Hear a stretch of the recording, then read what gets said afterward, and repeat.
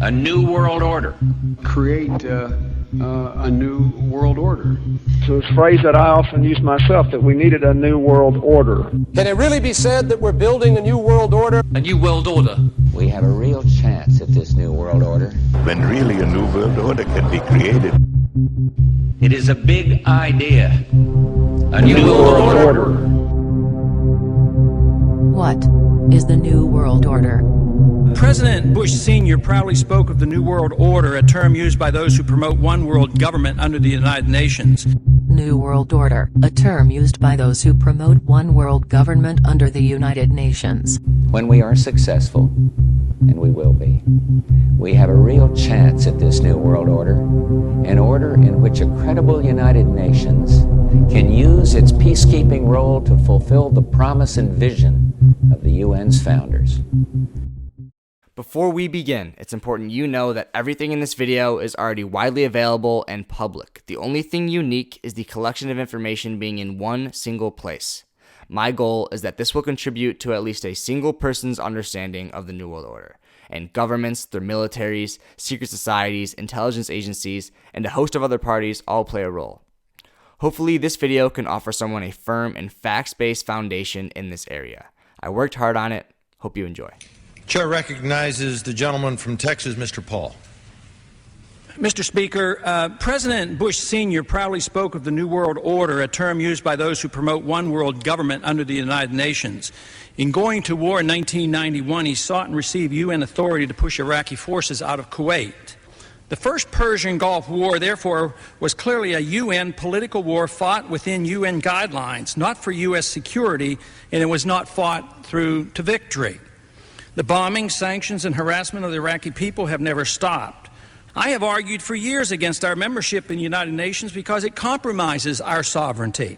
I contend that membership in the United Nations has led to impractical military conflicts that were highly costly both in lives and dollars, and that were rarely resolved. Chapter 1, Military-Industrial Complex. Wars are a result of lies. The Iraq War famously is a result of lies. Simply stated, there is no doubt that Saddam Hussein now has weapons of mass destruction. The architects of that Iraq war sold it in the guise of, hey, Saddam Hussein is working with al-Qaeda, those terrorists who attacked us on 9/11, and he's going to give them his weapons of mass destruction. Both of which turned out to be false intelligence and lies that were sold to the American people, sold to soldiers, people like me, who believed what they said. There is no doubt that he is amassing them to use them against our friends, against our allies, and against us. They sold this lie for financial gain, for oil. To share with you what the United States knows about Iraq's weapons of mass destruction, as well as Iraq's involvement in terrorism. Both of which turned out to be false intelligence and lies that were sold. Although this is referred to as the Second Persian Gulf War, it's merely a continuation of a war started long ago and is likely to continue for a long time, even after Saddam Hussein is removed from power. You know, I enlisted after 9/11, like so many people in this country, to go after the terrorists who had attacked us on that day, killing thousands of Americans. And $6 to $8 trillion is what's estimated that's been spent since 9/11 alone on these regime change wars. Our enemies are innovative and resourceful, and so are we. They never stop thinking about new ways to harm our country and our people, and neither do we. False flag operations, if you go through history, happen all the time before these wars. A false flag is a covert operation designed to deceive. I'm a Vietnam veteran, and they lied to me about the Gulf of Tonkin incident, and that was the false flag operation that put us into the Vietnam War, where 58,000 of my generation were killed. The Vietnam War and the push for U.S. involvement was a result of the Gulf of Tonkin incident. A lie. that false flag attacks are real and that they have happened throughout history. When you look into like Operation Northwoods and you find out that the government really was planning false flag attacks. Operation Northwoods was a U.S. government plan of orchestrated terror attacks on its own citizens. The false flag operation with the intention of starting a war with Cuba. The idea that you were going to attack American civilians, that you were going to arm Cuban friendlies and attack Guantanamo Bay, that you were going to blow up a drone airliner, these were all proposed things. The plan signed by the Joint Chiefs of Staff involved shooting and bombing U.S. civilians, attacking Guantanamo Bay, and shooting down a drone airliner. So why would elements of the U.S. military want to attack itself and innocent Americans? Well, by committing terror attacks on its own people and framing Castro, U.S. intelligence would have the public support needed to justify military intervention in Cuba. Thanks to no other than JFK, Operation Northwoods was never implemented. These terror attacks were one single executive signature away from becoming reality. Following presentation of the Northwoods Plan, Kennedy fired the Joint Chiefs of Staff, General Lemnitzer. Kennedy was not willing to con the American public into a pointless war, but are all presidents like this?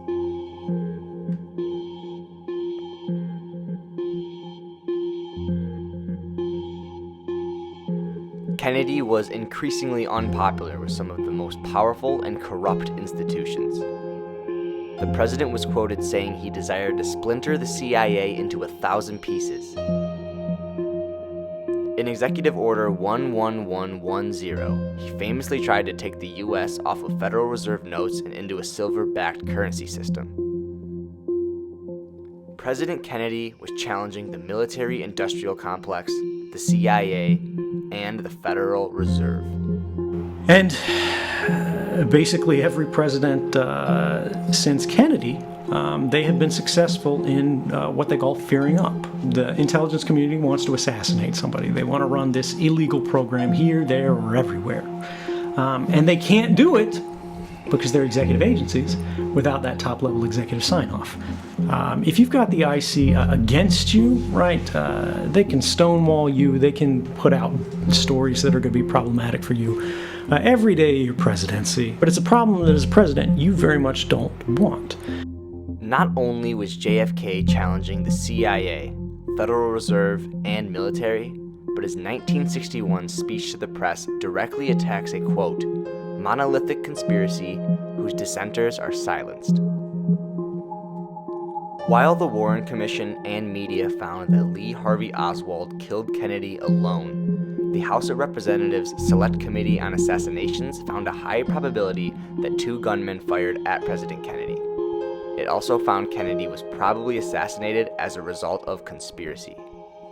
You ever heard the Kennedy speech about secret societies? It's fucking creepy. When it turns out that he eventually gets murdered, it's creepy. Ladies and gentlemen, the very word secrecy is repugnant in a free and open society. And we are, as a people, inherently and historically opposed to secret societies, to secret oaths, and to secret proceedings. And there is very grave danger that an announced need for increased security will be seized upon by those anxious to expand its meaning to the very limits of official censorship and concealment. That I do not intend to permit to the extent that it's in my control. So, what is the New World Order? A monolithic and ruthless conspiracy. It is a system which has conscripted vast human and material resources into the building of a tightly knit, highly efficient machine that combines military, diplomatic, intelligence, economic, scientific, and political operations. And we are, as a people, inherently and historically opposed to secret societies, to secret oaths, and to secret proceedings.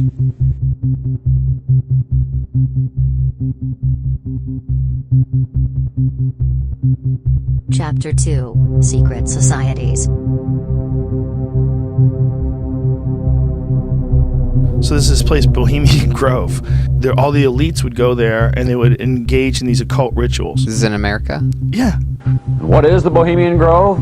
Well, it's a kind of summer camp for the powerful, an all-male gathering in great secrecy. The gathering is packed with oil tycoons, politicians, business leaders, and foreign diplomats who all make the pilgrimage to this yearly Redwood campout. Presidents Nixon, Reagan, and George W. Bush all attended the Grove before they graced the Oval Office. Even media bigwigs are a staple, with the likes of the Hearst dynasty and Walter Cronkite, now replaced with Rupert Murdoch, along with CEOs from CNN and Fox, David Rockefeller and Henry Kissinger. I don't think there would be anybody of any importance in America who was missing from that list. Your typical warmongers, George Bush Sr., Colin Powell, and your typical Republican establishment. Even the idea for the Manhattan Project, which led to the creation of the atom bomb, came out of the Grove in 1942. Reagan and Nixon talked at length in 1967 in the Grove to decide who would go first in Republican primaries. That way, the Bohemian Grove that I attended, one time to time, the Easters and the others had come there. But it is the most faggot goddamn thing you will ever imagine in San Francisco crowd, because it's just terrible. I mean, I never want to shake hands with anybody in San Francisco. The Bohemian Club, as you say, the Bohemian Club, that's where all those rich Republicans go up and stand naked against redwood trees, right? I've never been to the Bohemian Club, but you ought to go. It'd be good for you. Get some fresh air.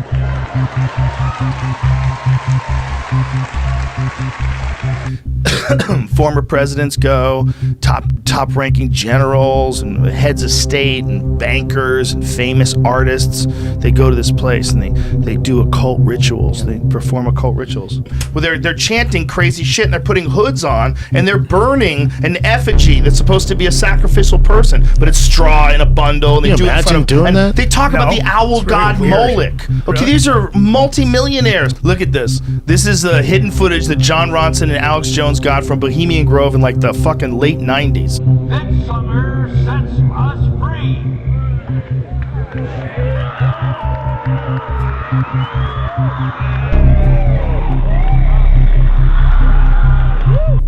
And if it wasn't for Alex releasing that video, I think most people would think that's nonsense. But when you see that video, you have to go, okay, what is this? What is going on? Are they really dressing up? Is this really an occult ritual? What is this? A ritual where participants sacrifice and burn a human effigy. Bohemian Grove member David Gergen, presidential advisor to Richard Nixon, Gerald Ford, Ronald Reagan, and Bill Clinton, was asked about the secret society. His response is very revealing. One last question. I read a Washington Times article many years ago where you had a comment about the organization, and then now it's been in the Wall Street Journal, it's been in a lot of different newspapers, and that's the Bohemian Grove. And back in, 1996, when you joined as a Clinton advisor, the Republicans were criticizing you, oh, what about Bohemian Grove? And then you countered them by saying, hey, I don't run around in the woods naked. What did that mean? Here is the before-mentioned Washington Times article where he said, I didn't run around naked like they do. I don't know what quote you're referring to. I'm not aware of any quote like that. Listen, I am a happy member of the Bohemian Grove. I like the folks who come there, and it's really inappropriate for me to talk about the group beyond that. Thank you. Have you been there for the ceremony with the cremation of care? Frankly, I don't think that's something I need to talk to you about. Great owl of Bohemia, we thank thee for thy adjuration.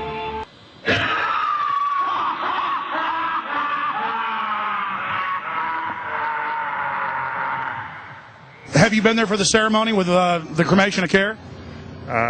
Frankly, I don't think that's something I need to talk to you about. Really? That's right.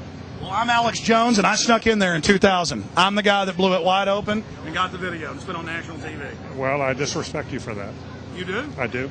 But there's a lot of big public officials going in there. Don't we deserve to know? I don't know anything about you, and I don't know anything about your film.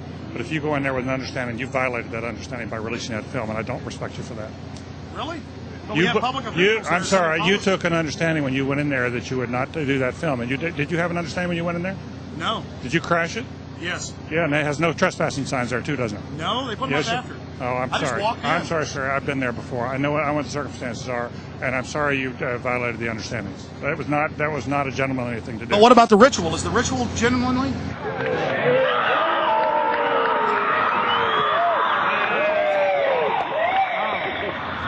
Sir, everything. I don't owe you this comment. I know. I appreciate it. This is what's called ambush journalism, and I disrespect you for that as well. So thank you ever and goodbye. been in the ritual? That's none of your damn business. Oh. That's right. Listen. You go around and make understandings with people and violate them. You ambush people on the streets, and that's inappropriate form of journalism. If you wish to practice that, that's fine, but don't ask others to respect you for it. If you want to, you can do. You're a free American, like anything you want. If you want to be uncivil and rude and ungentlemanly, that's up to you. But don't expect the rest of us to say, "Oh well, you're there, Mr. Gergen." I'm sorry, nobody sets policy in there. We try to be gentlemen, and obviously, you don't belong there. Weaving spiders come out here. Yeah, that is a 3-pointer. Woo! Haha. So have you heard of Bohemian Grove? Have not. Not really. No, not at all. I don't have a clue. No. No, I'm afraid I don't. The world's most powerful players get together and discuss policy, party, and also do mock sacrificial rituals together. Oh no, that's basically first news that I heard about it. I don't think it's cool at all. I don't think it's on. No. That's scary. That's really scary. It's also just a new whole order. Nobody can really fight it, and it's completely different than our order. Secret societies, like there was a lot of these like skull and bones type things that like George W. Bush was in. In fact, George Bush's family is full of skull and bones men, including his dad, George Herbert Walker, and his grandfather, Prescott. W. Bush also appointed 10 members of the elite clique to his administration. In the 2004 presidential election, both the Republican and Democrat candidates were members of Skull and Bones. You were both in Skull and Bones, the secret society. It's so secret we can't talk about it. What does that mean for America? The conspiracy theorists are going to go wild. I'm sure they are. I don't know. I haven't seen the web. Number 322? You both were members of Skull and Bones, a secret society at Yale. What does that tell us? Not much, because it's a secret. Is there a secret handshake? Is there a secret code? I wish there were something secret I could manifest. 322, secret number? There are all kinds of secrets, Tim, but one thing is not a secret. I disagree with this president's direction that he's taking the country. We can do a better job, and I intend to do it. As strange as their response is to any questioning about the uber-exclusive fraternity, what's even stranger is the rituals they perform inside. According to The Scotsman, a Scottish newspaper, initiates must masturbate in a coffin while recounting their sexual exploits, for which they will be rewarded with a no-strings-attached gift of $15,000. She was part of a team that successfully recorded part of the initiation ceremony that takes place in the tomb's courtyard. Okay, you have the doorway here. Yeah, so that's where they have the ceremonies in The outdoor part of it. Part of it was indoors. So we only got to see the outdoor part. Right. We only got and to listen to the outdoor part. God only knows what went on indoors. And what did you hear? What was it you managed to get this unique it was access disgusting. It was gross. I mean, they were pretending to murder people. And what was the tone of it, though? Was it jokey or was it quite... No, it wasn't jokey at all. It was sick.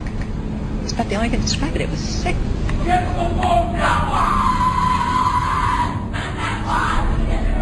What you're hearing is the first recording ever made of the Skull and Bones initiation ceremony. It has never been broadcast before.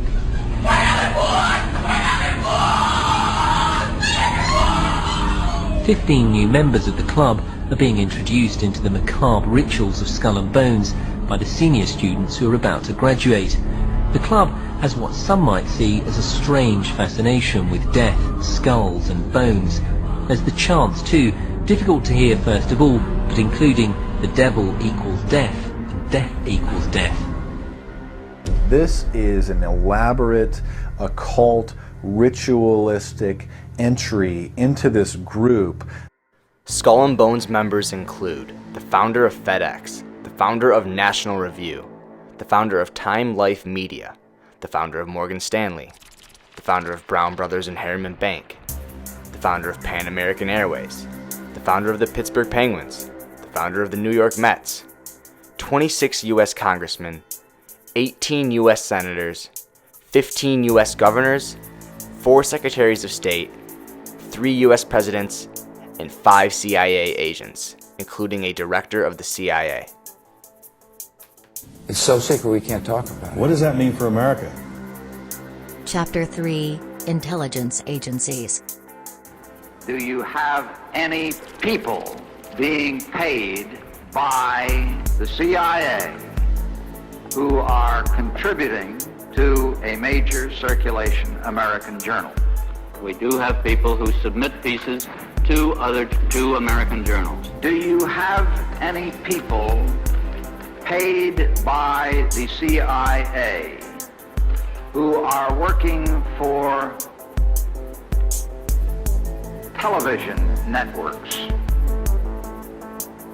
At CBS, we had been contacted by the CIA. As a matter of fact, by the time I became the head of the whole News and Public Affairs operation in 1954, ships had been established, and I was told about them and asked if I'd carry on with them. Say that continues today? Well, I would think probably. Operation Mockingbird was a fully implemented CIA program to manipulate the media and influence public opinion. CIA Director William Colby testified to the House Intelligence Committee that over 400 CIA agents were active in the U.S. media, influencing public discourse. This would mean that the CIA could manipulate the news in the United States. Skull and Bones member William Buckley was a CIA agent and also founded the National Review magazine. We do have people who submit pieces to American journals. Media manipulation is only the beginning. The CIA also conducted illegal scientific research on human subjects for mind control. George Hunter White, a larger-than-life undercover federal narcotics agent. Unbeknownst to his supervisors, White also works for the CIA. His job, to conduct experiments for an operation called Midnight Climax. George had a CIA safe house stocked with booze. George would sit behind this one-way mirror, drinking martinis. White pays prostitutes to lure their clients to the agency's safe house. Hookers who would bring these suckers back to the apartment and dose them with pure LSD 25. This is where I have my effect, in the mind. Operation Midnight Climax is part of a larger top-secret CIA program called MK Ultra. The goal, learn how to control and even reprogram people's minds. The CIA believes LSD might hold the key. Over the next 10 years, the agency doses a cross-section of the American public. Everyone from unwitting housewives to soldiers. Now, perhaps the most haunting aspect of intelligence agencies is the evidence that billionaire pedophile Jeffrey Epstein was an intelligence asset himself. We know this because the first time Epstein was arrested and got that ridiculous plea deal, U.S. Attorney of Southern Florida Alex Acosta said he made that deal because, quote, "I was told Epstein belonged to intelligence and to leave it alone." Acosta said he was told to back off the crimes and that Epstein was above his pay grade. Now, which intelligence agency Acosta is referring to is unknown. However, many speculate Mossad Israeli intelligence, because Ghislaine Maxwell's father was a Mossad spy. It's safe to say that government and intelligence at some level was very aware of Epstein and Maxwell's behavior. The real question is if their role as intelligence agents was to gather blackmail on powerful people who had sex with these underage girls. We have seen how the ruling class lies to start wars, engages in occult behavior in secret societies, and works with intelligence agencies as a means of control. What you're probably wondering is where this all leads to, where this is going. Well, it looks like the ruling class wants a one-world government, centralized power, increased surveillance, and definitely censorship of free speech. If we see one consistency throughout all governments, it's that emergencies and major world events are almost always capitalized on by increasing government control and restricting individual liberties. 9/11 brought the Patriot Act and civilian surveillance jumped to a whole new level. The government's reaction to COVID forced hundreds of thousands of businesses to close their doors. Curfews are implemented, lockdowns enforced. These major world emergencies almost always mean increased government power. China already uses a social credit system where technology tracks everything you do and rates you based on your decisions. Criticize the government, and they'll take away your ability to travel.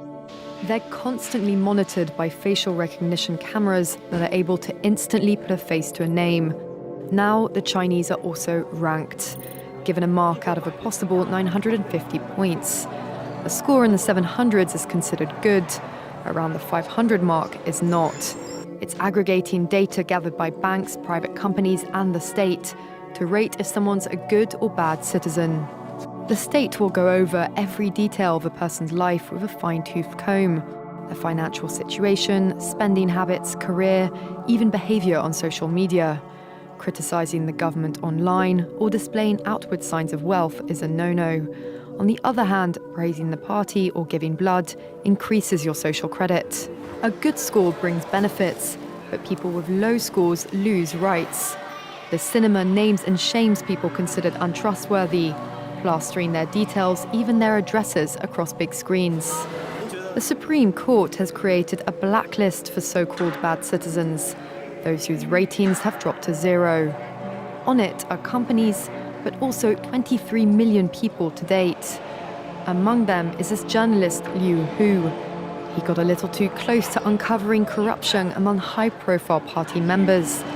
After being sued for defamation by the subject of a story he'd written, he was blacklisted. But he only realized when he tried to buy a train ticket and was told he was banned from traveling. That tells me I'm still on the blacklist. Punished because he's been branded untrustworthy by the state. Once you're blacklisted, you can no longer get a bank loan, start a business, buy an apartment, or even send your children to a private school. Liu Hu is among a tiny minority of people who have dared to criticize the system, which some are calling a digital dictatorship. I worry, because I think many people like me will be deprived of individual freedoms, and all of us will live with restrictions of one kind or another. If you think this is far from happening in other countries, think about how conspiracy theorists are already censored and silenced. Corporations like Twitter and Facebook already blacklist people thinking outside the mainstream narrative. Although we are headed in this direction, it does not have to be our future. The most important thing we can do now is share information and wake up others, like this Iraq war veteran does right here. So when I first joined the Army, we were told that racism no longer existed in the military. And then September 11th happened, and I began to hear new words like towelhead and camel jockey, and the most disturbing, sand nigger. And racism could no longer mask the reality of the occupation. These were people, these were human beings. I've since been plagued by guilt anytime I see an elderly man, like the one who couldn't walk, who we rolled onto a stretcher and told the Iraqi police to take him away. I feel guilt anytime I see a mother with her children, like the one who cried hysterically and screamed that we are worse than Saddam as we forced her from her home. I feel guilt anytime I see a young girl, like the one I grabbed by the arm and dragged into the street. We were told we were fighting terrorists.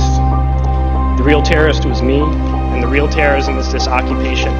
Those who send us to war do not have to pull a trigger or lob a mortar round. They do not have to fight the war, they merely have to sell the war. They need a public who is willing to send their soldiers into harm's way. They need soldiers who are willing to kill and be killed without question. They can spend millions on a single bomb, but that bomb only becomes a weapon when the ranks in the military are willing to follow orders to use it. They can send every last soldier anywhere on earth, but there will only be a war if soldiers are willing to fight. And the ruling class, the billionaires who profit from human suffering, care only about expanding their wealth, controlling the world economy, understand that their power lies only in their ability to convince us that war, oppression, and exploitation is in our interest. Soldiers, sailors, Marines, airmen have nothing to gain from this occupation. The vast majority of people living in the U.S. have nothing to gain from this occupation. In fact, not only do we have nothing to gain, but we suffer more because of it. We lose limbs, endure trauma, and give our lives. Our families have to watch flag-draped coffins lowered into the earth. Millions in this country without health care, jobs, or access to education must watch this government squander over $450 million a day on this occupation. Poor and working people in this country are sent to kill poor and working people in another country to make the rich richer. And without racism, soldiers would realize that they have more in common with the Iraqi people than they do with the billionaires who send us to war. We need to wake up and realize that our real enemies are not in some distant land. They're not people whose names we don't know and cultures we don't understand. The enemy is people we know very well and people we can identify. The enemy is a system that wages war when it's profitable. Our enemy is not 5,000 miles away. They are right here at home. If we organize and fight with our sisters and brothers, we can stop this war, we can stop this government, and we can create a better world.